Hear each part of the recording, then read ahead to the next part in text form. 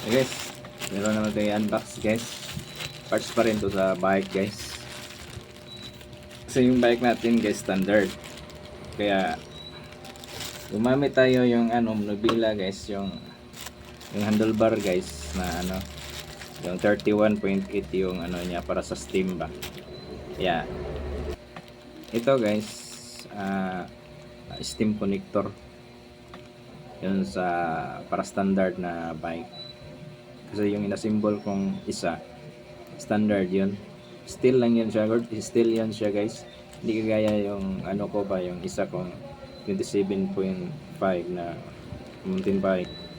Alloy yun.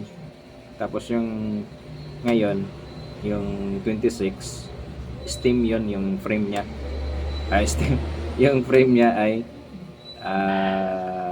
steel. What the fuck? Oh, standard kasi siya.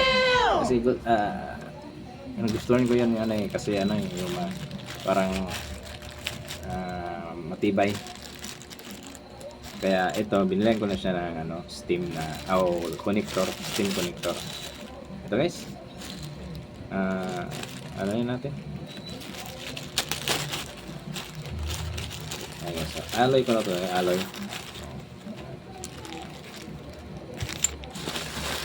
Wala na. Ito guys.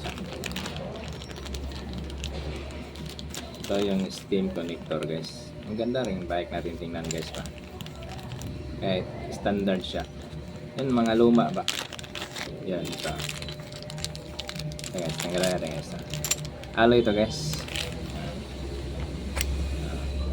Ito cover lang niya yung dito. Parang hindi siya magiwalay. Ganun. Magiwalay. Pero hindi to. Wala tong kasali sa pag natin.